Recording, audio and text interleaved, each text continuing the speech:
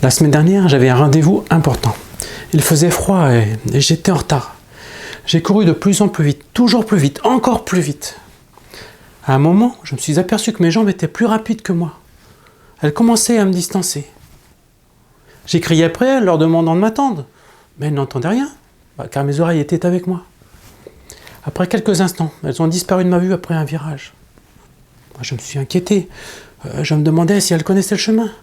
Il faudrait qu'elles soient bêtes comme leurs pieds pour courir à toute allure sans savoir où aller. À moins que... ce serait inquiétant.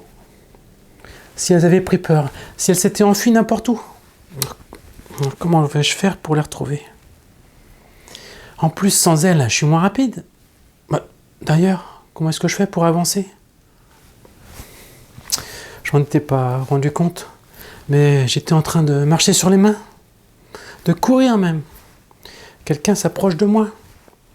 Je le connais, on se serre la main en vitesse. Comme je suis pressé, je prends mes jambes à mon cou.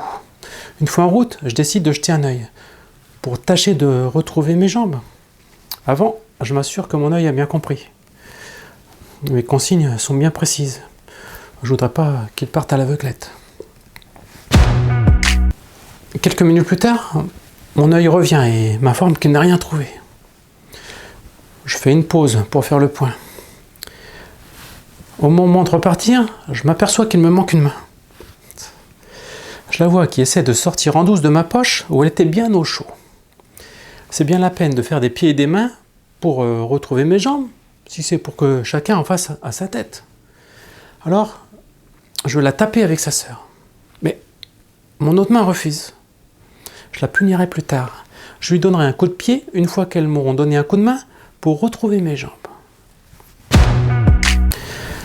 Je continue mon chemin, hésitant entre deux solutions. Chercher mes jambes ou aller directement à mon rendez-vous.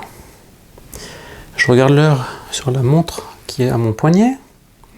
Je risque d'être en retard. Alors je décide de filer à mon rendez-vous. Une fois arrivé, ne pouvant pas sonner, trop petit forcément. Sans les jambes, ça fait court. Je décide de frapper à la porte.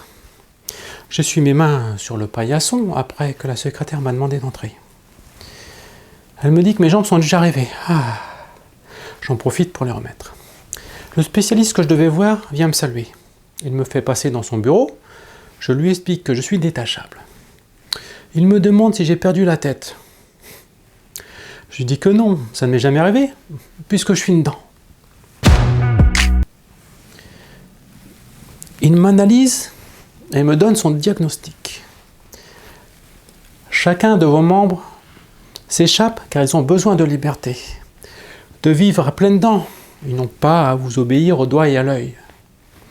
Ayez le nez fin, utilisez le bouche à oreille pour montrer que vous arrêtez ce bras de fer, afin que tout ne repose pas sur vos épaules.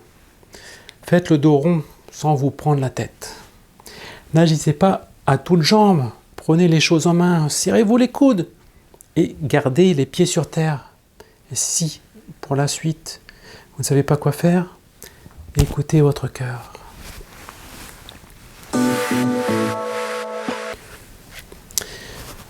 Je suis rentré chez moi, gardant un œil et une oreille pour regarder ma série préférée. Leurs homologues faisaient équipe avec ma main droite sur l'ordinateur, tandis que la gauche caressait le chat dans le salon. Mon corps était allongé sur le lit pendant que mes jambes jouaient l'une contre l'autre au football dans la cour. En soirée, lorsque ma femme est rentrée, mon cœur prit les commandes. Je suis redevenu un homme entier pour l'accueillir à bras le corps.